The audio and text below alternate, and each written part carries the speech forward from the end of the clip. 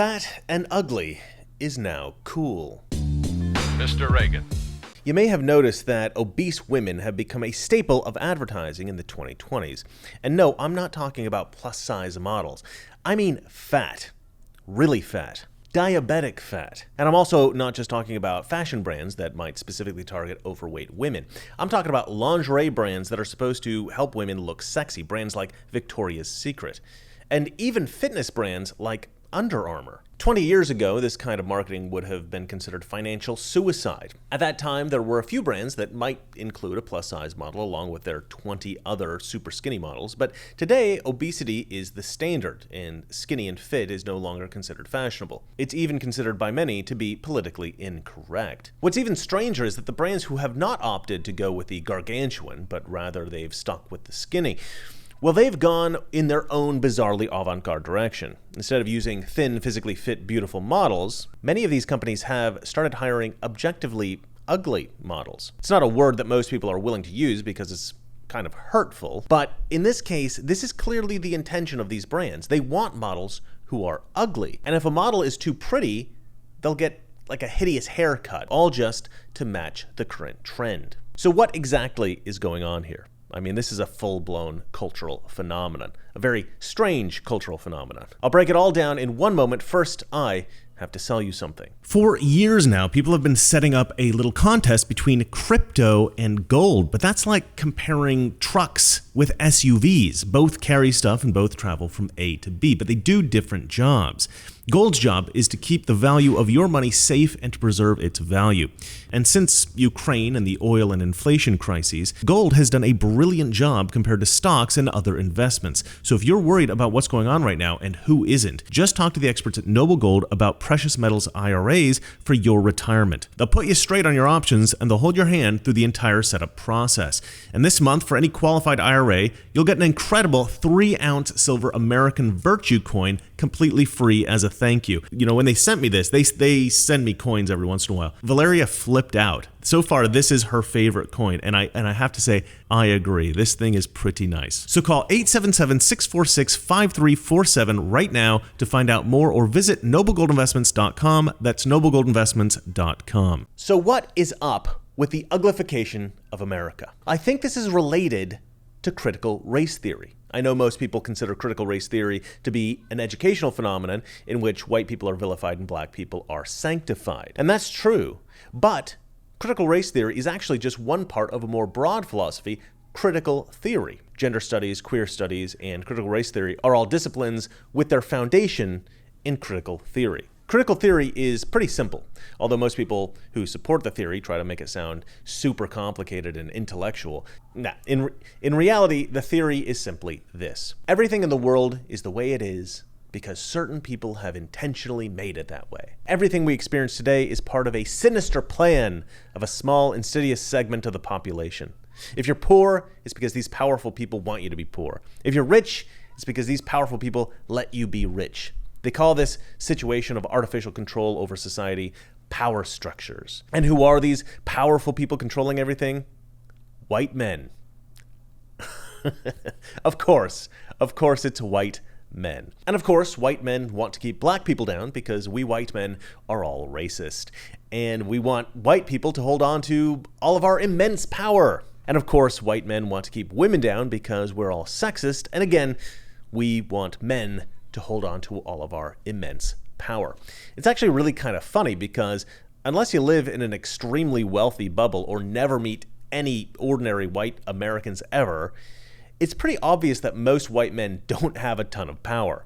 It's a philosophy of bigotry that tries to disguise itself in the language of, quote, social justice. Those who promote the theory claim that white men have had immense power for centuries, and we've used that power in order to control the wealth and power of every other demographic. And so because white men have misbehaved so very much, well, we deserve to be overthrown. We cannot be trusted with this power any longer, and so the rest of society has to take that power for themselves.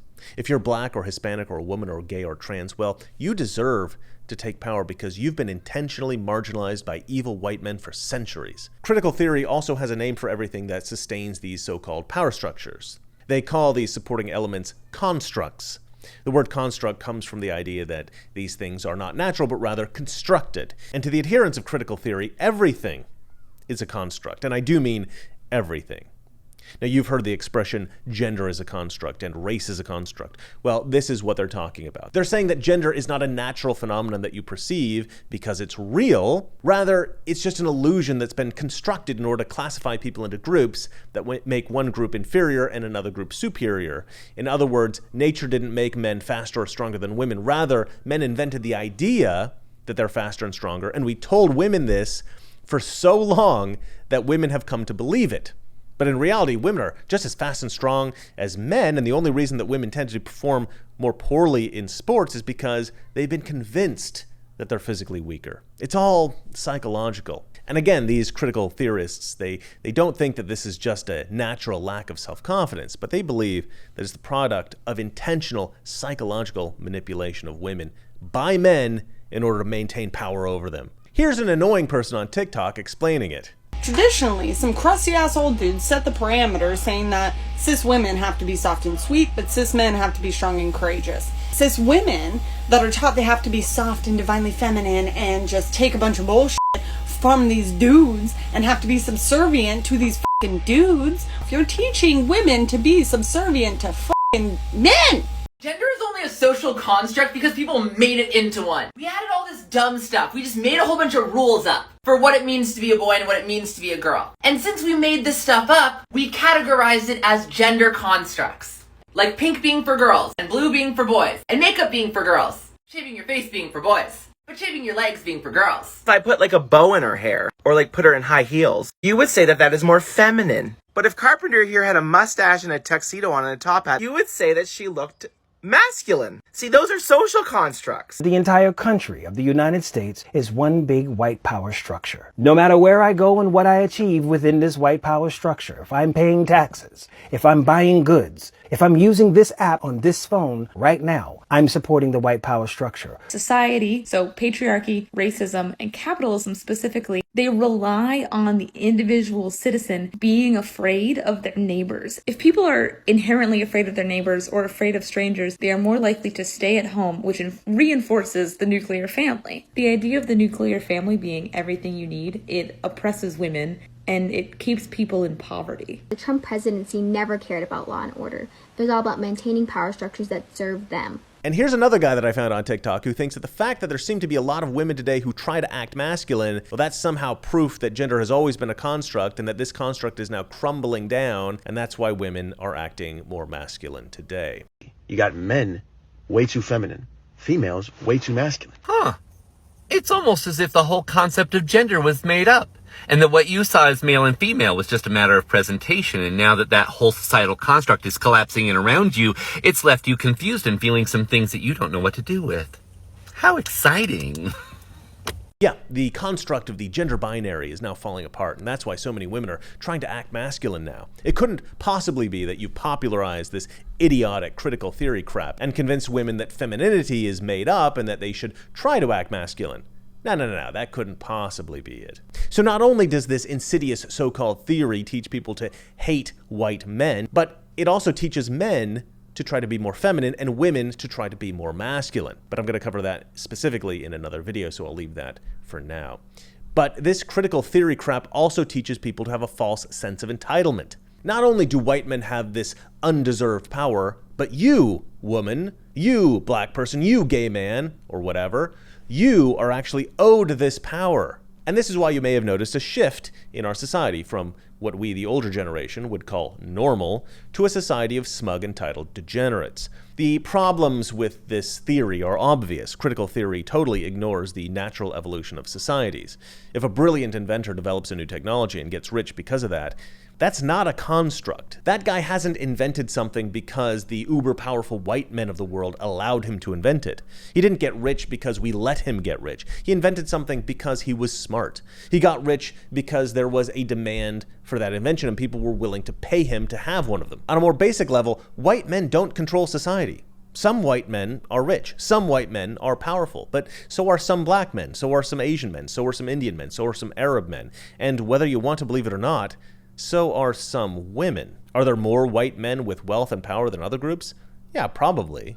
But that brings me to my next point. Critical theory is not a merit-based approach to redistribution. An idea that flows from critical theory is redistribution of wealth, redistribution of power. The idea that we take money and power from evil rich white men and give it to the good poor women and people of color. Well, the problems here are obvious. Firstly, not everybody who's rich is evil. Secondly, not everybody who is poor is good. And thirdly, there are a lot of rich people who are not white nor male. And furthermore, some white men are rich, yes, but most are poor. And so by targeting white men, you're targeting a lot of people who are already some of the least fortunate people within our society. I guess my point about that is this. If you want to punch upwards, if you want to attack the aristocracy, if you want to attack the rich and powerful, the people pulling the strings in our society, by simply associating the rich and powerful with white men generally, you're targeting the wrong people. Now, just about all of us find it disturbing that some people who accumulate wealth, or worse, inherit wealth, are awful people. Nobody wants to see a douchebag get rich and have a better quality of life than we have. And we certainly don't like to see a douchebag get power and then control the lives of far better people who happen to live within the purview of that powerful douche. However, it's not the whiteness of a person that makes them unworthy of wealth and power. It's not their maleness. Rather, it's the character of the person that matters. If a person is rich and powerful and they're good, and they acquired their wealth and power honestly, then whether they're white or black or male or female, we should not oppose what they have acquired for themselves.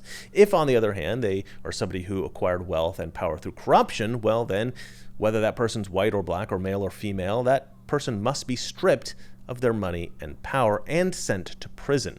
This is just. But neither the race nor the gender of that person is relevant, as the critical race theorists would have you believe. And this is why I say that critical theory is really just a thinly veiled justification for bigotry.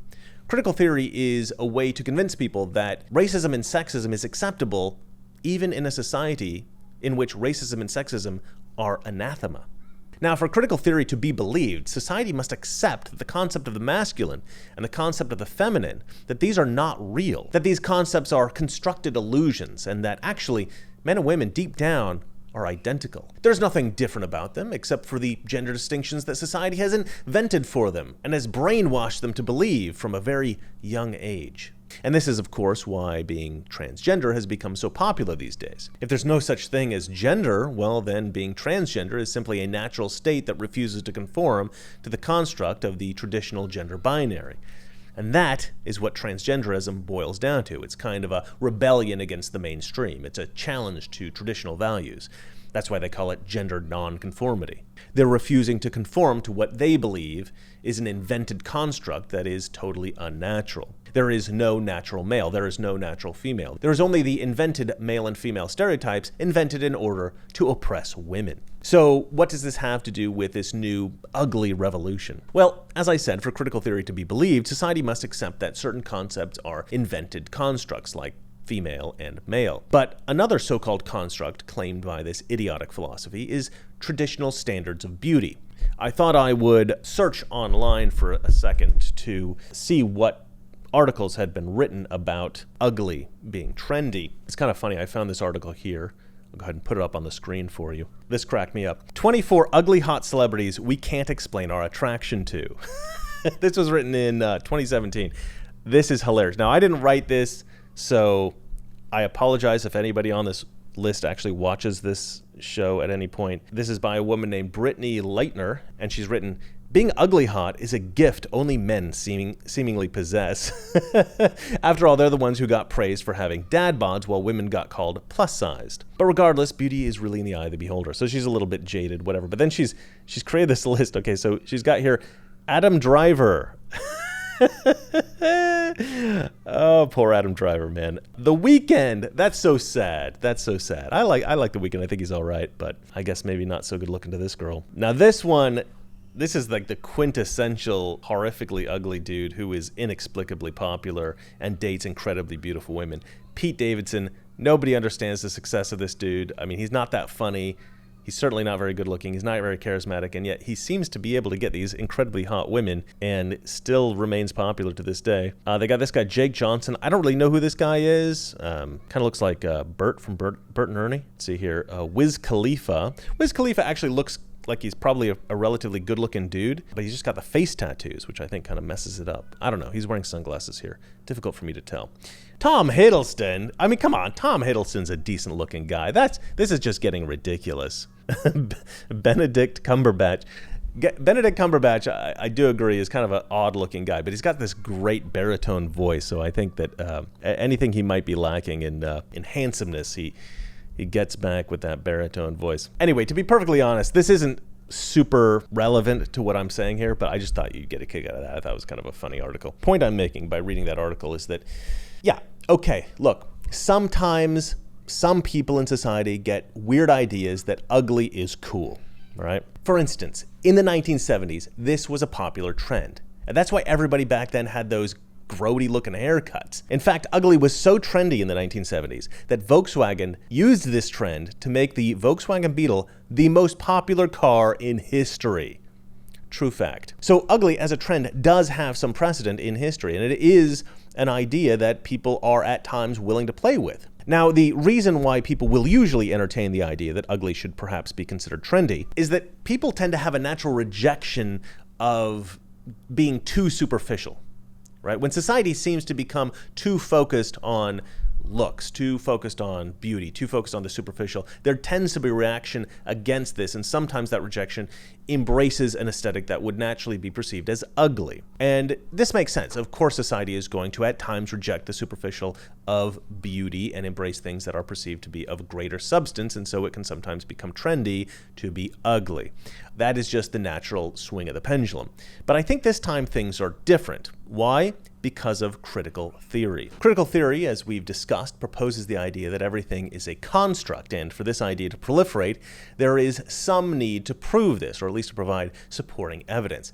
And the standards of beauty within our culture is a perfect example to use. It's a perfect example because standards of beauty do change a little bit from culture to culture and from generation to generation. Now, we all know why clothing brands use models. Models demonstrate how the clothes might look on a potential customer. Traditional clothing brands have chosen models because there is a certain objective standard of beauty that the majority of people accept, admire, and aspire to attain. And it's men and women with this look that the clothing brands will hire in order to show off their clothes. Now, runway models and model proportions and the height requirements and all this stuff, I think at some point that did become somewhat irrational and absurd, but that's not really relevant to the current discussion. A beautiful person modeling for a company, a person who looks like what most people would like to look like or would want to date, this is what is called aspirational. In story writing, there are two primary character types that are used as protagonists, aspirational and relatable.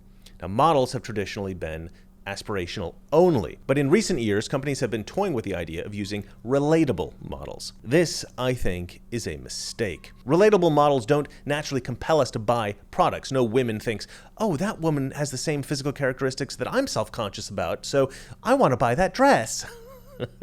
No.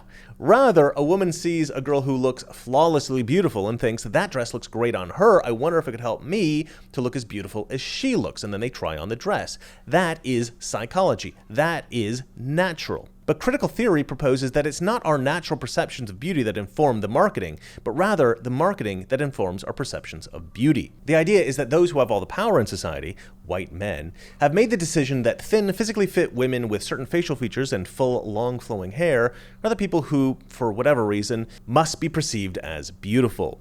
And so we have somehow conditioned society to believe that, even though it isn't naturally true. They maintain that we are all hapless rubes who have been brainwashed into believing this, and that the natural perception of beauty is far more egalitarian, and that there's no hierarchy of beauty, and so we can, through the same kinds of social manipulations as the evil white man, we can manipulate the public into believing that fat is beautiful, or bad haircuts are beautiful, or face tattoos are beautiful, or whatever. And the evidence that people cite for this is the varied historical standards of beauty. But inevitably they point to the painting style of Peter Paul Rubens, a single artist, and the art of others who were inspired by him. This is where we get the term Rubenesque. Rubens was influenced by Da Vinci and Michelangelo and Caravaggio, and he depicted the human body with an almost bubbly appearance at times. But not every woman he painted was like this. Many of the women that he painted were quite thin. And certainly his paintings were popular, but I think that there is a misperception here that his paintings reflected some idealized beauty at the time, that larger women were more desirable then. this is not true. From the earliest ages of human history from which we have written records, we have records of fat loss diets. We tend to imagine ancient people as all skinny and healthy, but this is not so. Ancient Egyptians, for instance, had diets consisting primarily of bread, and they ate a ton of carbs, and they were fat. And they did not like being fat. The ancient Egyptians struggled a lot with obesity, far more than you might imagine. Many suffered from heart disease, high blood pressure, and diabetes. And so even in ancient Egypt, there were diet fads. But consider that the ancient Egyptians rarely depicted themselves as fat in their statues or in their paintings. They typically presented something thin, closer to the idealized human body. Here is a bust of Queen Nefertiti. This is from around 1345 BC. Look at her. She looks like a typical fashion model. And this is the most reproduced Egyptian artifact of all time. The standard of beauty in ancient Egypt was essentially the same as today. Then consider the ancient Greeks. They were all about being crazy fit.